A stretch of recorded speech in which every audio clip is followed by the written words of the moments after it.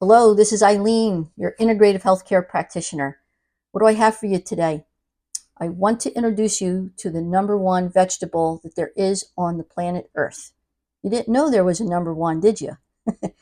That's why you're watching, because what I want to do is let you know that there's a vegetable out there that I believe most people are going to say, never really considered that one.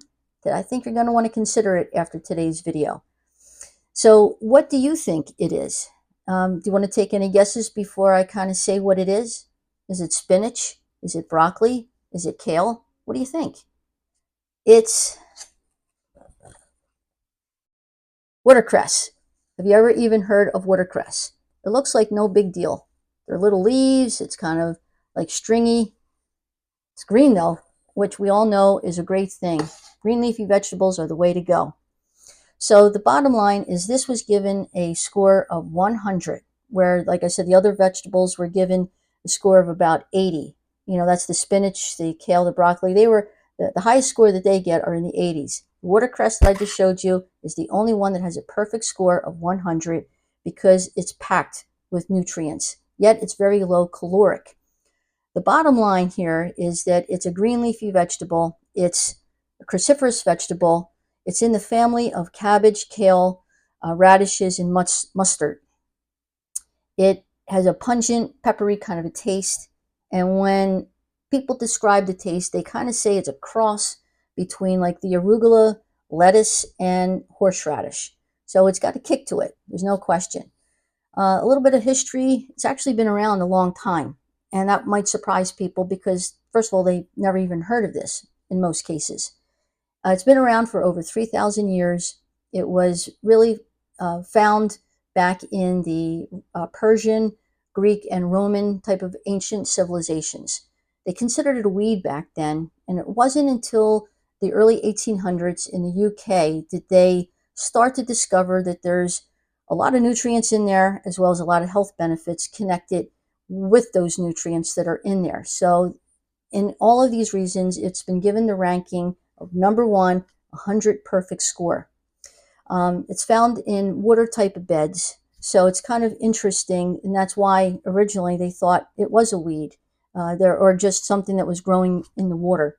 So this is where it's a very important thing to bring up today, because I really would like you to kind of connect with this so that you start incorporating this into your diet. Now let's start to move over and let's talk about what actually are the nutrients in the watercress.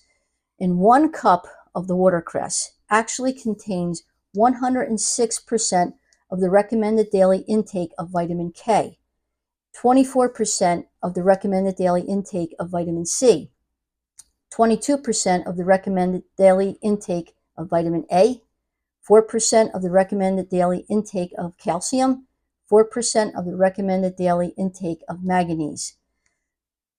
You know, that's quite a bit, all in those little leaves. So the bottom line here, in addition to those vitamins, there's a ton of antioxidants. So between those vitamins and minerals, it's a high amount of antioxidants. And why that's important, antioxidants are so needed to squelch free radicals in our body, which is so common with the life that we live, the air we breathe, and the food that we consume. We need antioxidants in order to help us to be healthy.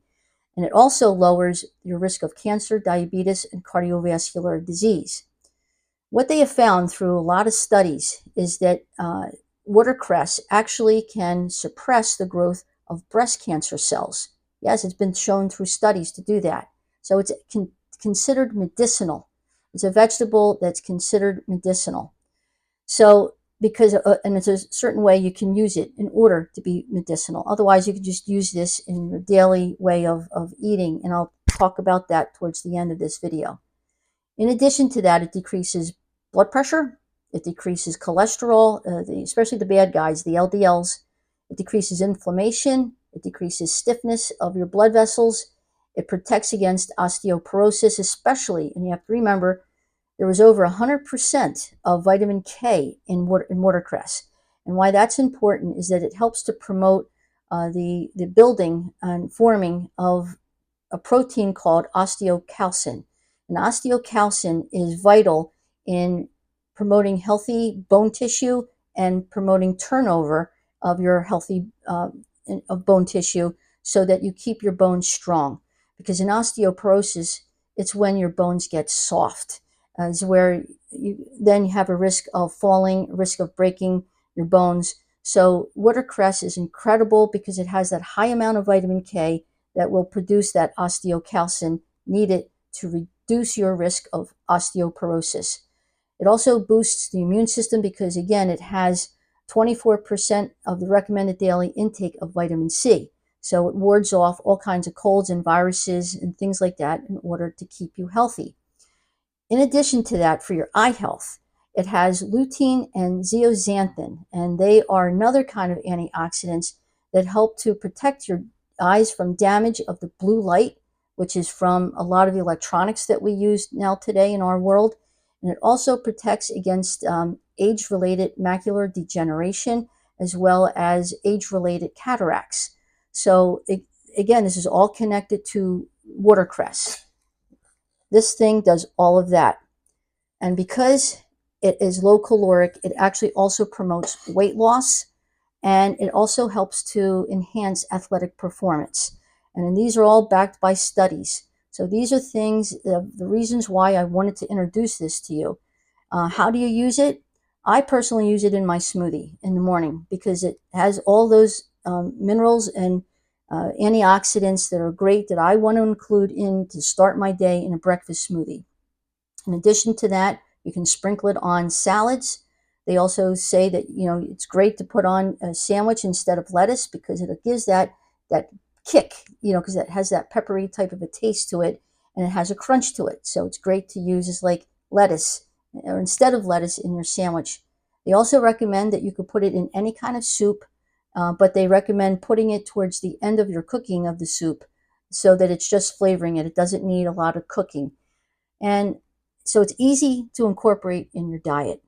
So again, my purpose of today was to introduce this to you so that add watercress into your diet.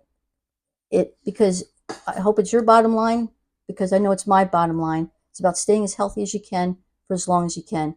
Hope you found this helpful. Take care, everybody. Talk to you soon.